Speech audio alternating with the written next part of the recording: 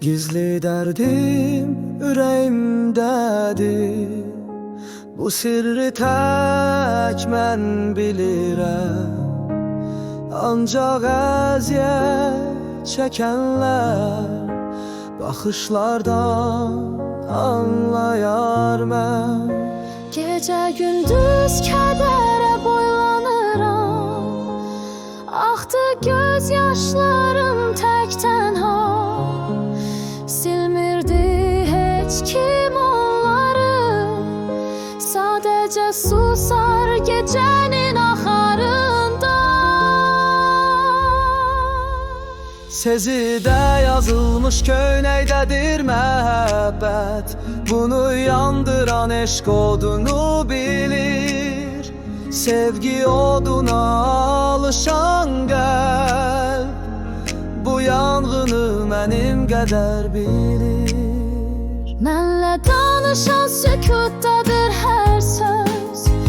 Qəlbinə toxunan ən dərin izlər.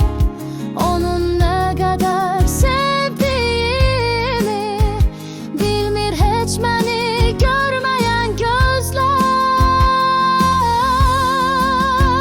Ürəyimlə danışan sənsən, sənə aid o gizli dərdim susmaz sanki layık. Bu dünya bilməsə də ürəyim qışqırar. Açıq-açıq sevgim susur, qəlbim çaşar. Sezidə yazılmış köynəkdədir məhəbbət. Bunu yandıran eşq odunu bilir. Sevgi oduna alışan qəlb bu yanğını mənim qədər bilir.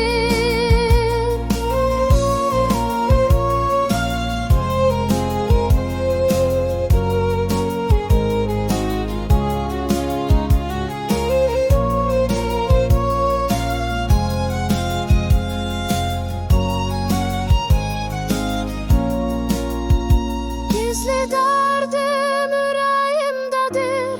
Bunu ancaq mənim kimi əziyyət çəkənlər bilir. Gecə gündüz kədərli ağlayıram. Bunu ancaq göz yaşlarımı silən bilir. Köynəyə sezidə sözünü geyən eşq odunu bilir. Onu nə qədər sevdiyimi yalnız mən və ürəyimə girən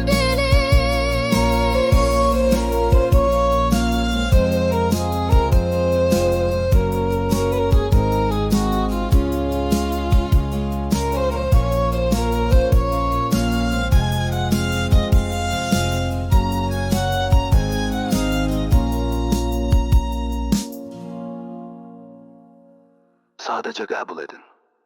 Mənimlə qal. Sənin əziyyətinə, dərdinə dözə bilərəm.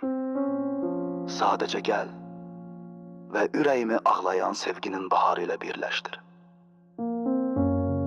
Gəl məhəbbətinlə məlhəm ol mənim yorğun və dağılmış qəlbimin torpağına siz ətirli güllərin açdığı şəxsi bağın sarayındasınız.